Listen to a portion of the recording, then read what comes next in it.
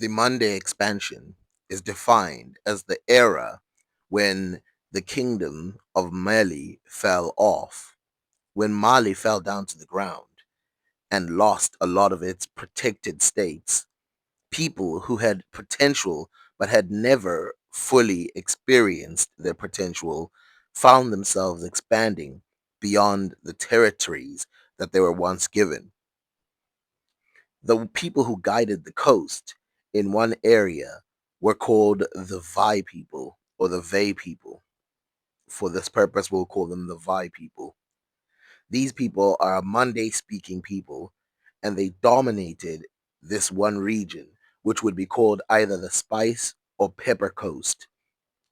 This Pepper Coast gives us a lot of information about the kingdoms that existed here. Even Europeans speak of mansions that were located in this area belonging to very powerful kings. They would expand to the point where they could create their own syllabary system. And you can see here that in the 1800s, they started developing this system based on traditional religious symbolism, which had other meanings within their language, and then was repurposed for writing, which is still in use today. But we need to go all the way back to around 1300 to about 1600, where they expanded and became the most powerful entity in this coast.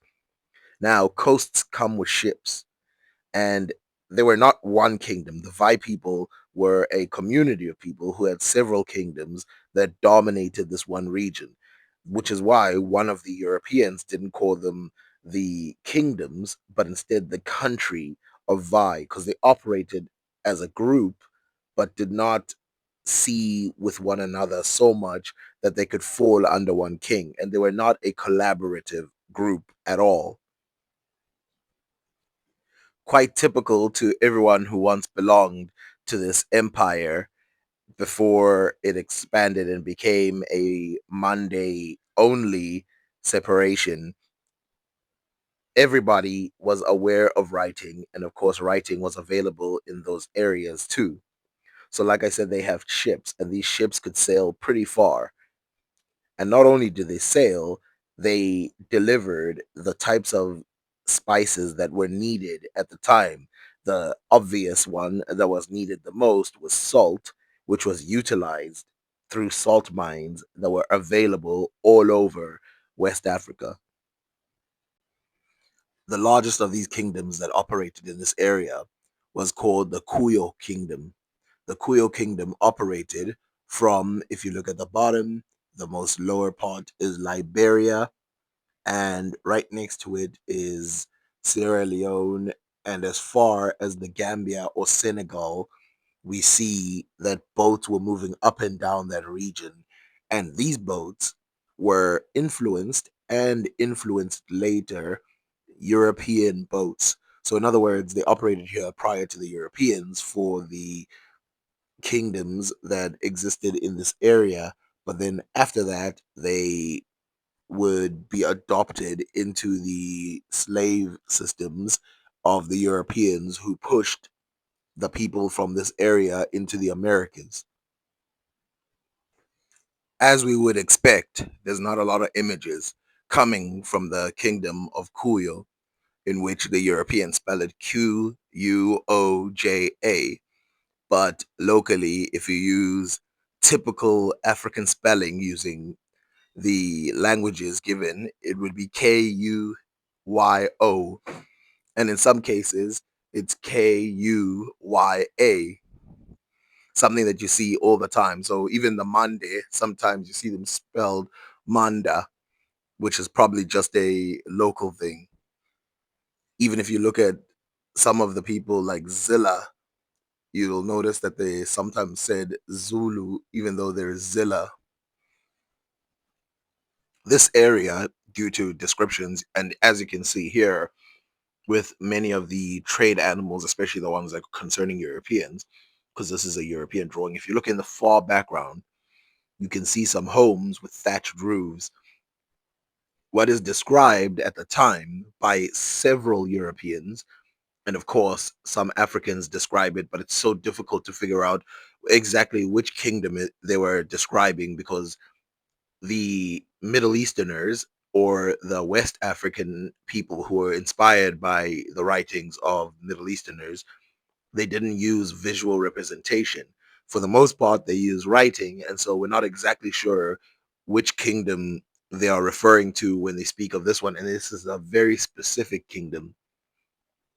So if you look around, you can see that there's leopards. These were being traded as far as Sierra Leone. And from Sierra Leone, they would be traded to Mauritania. And from Mauritania, they'd be traded as far as Europe and even in some cases, the Americas.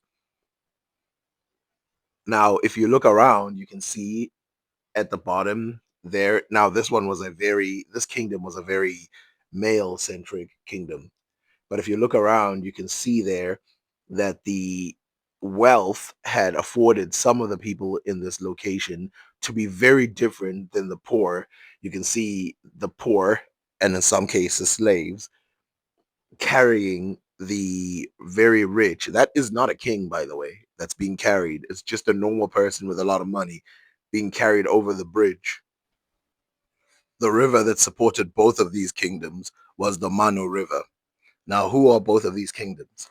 Inside of the name of these kingdoms, you will see that there are the definitions that both highlight their separation and togetherness. The first kingdom was called the Vai, named after the people, and the second was named the Kuyo, named after the people. This gives a very different description and title to kingdoms living in these areas than other kingdoms that were here before this time. And like I said, it was the Europeans who documented them. So a lot of things must be taken with a grain of salt. Now, the Europeans, as we know, downplay a lot of the technologies and realities in this area, but nothing that is said in modern textbooks is repeated by any of the Europeans. For example, some of the textbooks will talk about how the Vai Barkoma, which are the people who were in the kingdoms, located in Liberia, and then the Kuyo Berkoma, which are the people located in Sierra Leone, they would say that their ship technology was highly influenced by European traders. This is not documented, and I will read it to you very easily. And so we read, the kingdom situated by the Cape de Mont containeth especially two countries, Very Ve Berkoma and Kur Berkoma. Ve Berkoma, that is the country of Ve, the ancient name of the inhabitants, is that tract which lieth at the Cape de Mont near the river Mova. Below lieth Dunwala, wherein the same river northward of the Cape hath its exit into the sea. The ancient inhabitants, as we said, they are by wars reduced to a small number, possessing only a parcel of ruined villages or towns, insomuch that their name is almost forgotten. Another people named Pui Mono dwelt anciently before the wars and conquest of the country by the Karus in the island Beobelek and along the banks of the river Mava. But few of this posterity are at present to be found, being for the most part by intermarriages with the Koros so united, as if but one in name and nature. Cuyo Burkino begins at the seacoast of the New River, or Rio Novo, by the inhabitants stilled Maguiba, and extends to Rio Pualo, boundary between this and the territory of Gebe, shooting out into the land above 20 miles.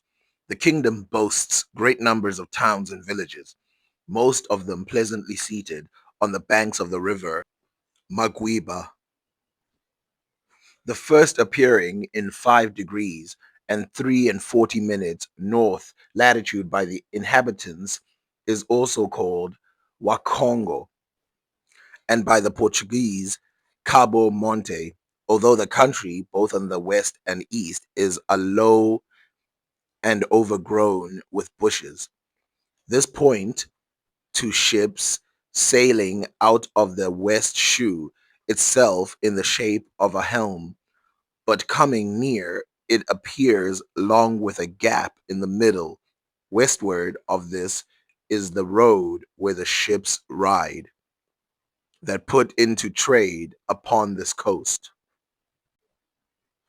Half a mile upwards from Moguiba, on the left side, stands a village called Jegwonga, where the king Flambore settled his royal mansion when he first left Tomvi, but at the present he resides on the island of Masag in the Lake Plazage, whither he retired to avoid the hazards of the people of Dogo that invaded his territories. These Dogo themselves were a powerful civilization, and as you can see here in this drawing of Cabo Palmas, you can see that there is a multitude of buildings located to the top of the river, which will be described in this area, especially when they start to describe the ships. If you look around, it's nothing but prestigious buildings. Now, I want to say something because we have to understand the timelines.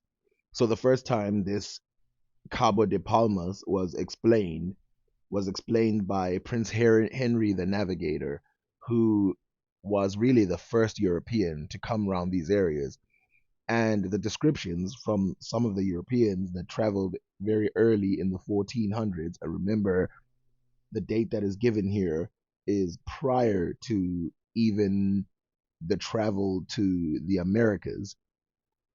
So this place was virtually just purely Africans in this region. And as you can see here, fascinated by what they're seeing, these show the multiple cities or towns, as they describe them, that are located around these areas.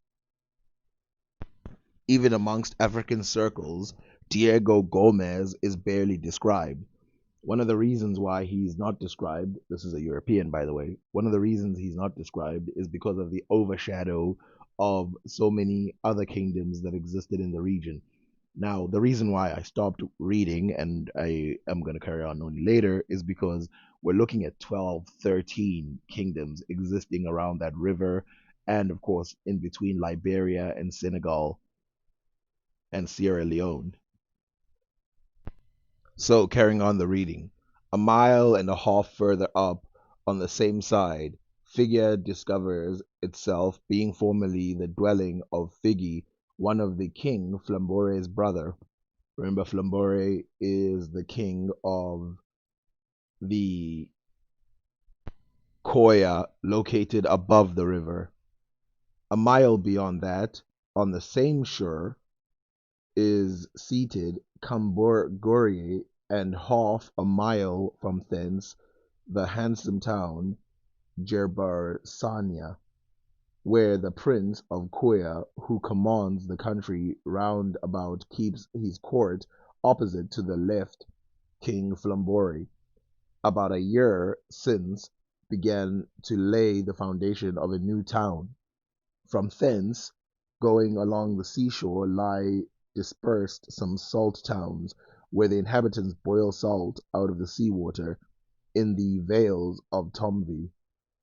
Watered by the river Plezalge stands a great town or village, beset with trees sprung up out of rubbish of its decayed walls. From thence to Cape de Mont lie some forsaken and wasted villages on the branches of the river Menok or Agado. Now, even though this place is crowded with several civilizations or several kingdoms in what area, it does not mean that there should be war. But there was war, and the wars that sprang mainly came from the outside. And the wars that would come at this time would render some of these populations very powerful and some very weak. As you can see, they constantly talk about ruins. These ruins that dominate these regions are from a previous time. So the time we're talking about now is, of course, the 1500s, but the ruins that are described are from a far earlier time. In fact, this place has been inhabited since the dawn of time, but the ruins that come from this area have been found from 2000 BC. Well, depending on what you mean by ruins, but it's been found from about 2000 BC, and we know that they were smelting stuff in this area at about the same time as any other area in the world. Of course, what makes it fascinating is that it's a joined civilization. And you would think that people wouldn't like joined civilizations after what Mali did, basically taking them in as a power, and then they threw them out when they were falling because, or they basically got out when they were falling, but still it seems like they believed in the joined state of Mali, which, they were a great asset to those people. The drawings of these people, by the way, you can see the way they dressed and the way they look is very interesting. Now, of course, by this time, the Europeans were starting to expand in a way that had never been done before for them. And so, one of the things they wanted to do was learn exactly what forms of wood would be more accessible in certain areas. This same writer who writes here wrote about Asia and all these other places. So, we know that from this place, he did travel further and go all the way to India and back. So, we read the tree, Basi, grows high and 2 or 3 fathom thick, having a ruster bark, which they use in dyeing to give a russet brown texture. As of the trunk, they make boats and such like utensils. K is also thick and high, of whose hard wood, being apt not apt to rot, they also make canoes, but the barks and leaves for their medicinal ventures or virtues they use the physic physic belugo, a tall tree whose wood exceeds that of most trees in hardness and of notable use in physic. The bossy hath a dry bark and sort wood like the bonde, yielding also a kind of pot ashes, and bearing yellow fruit, good to eat, and tart in tassel. Now, I want to point out one part of this sentence, which is boats versus canoes. Now, one of the things that you will get is a lot of people will think that the only available ships or any type of seafaring vessel or even boat like structure is a canoe, but you can see here that they clearly make a separation between the boats used and the canoes. And even they continue to make separations between boats, canoes, and ships, which is very important.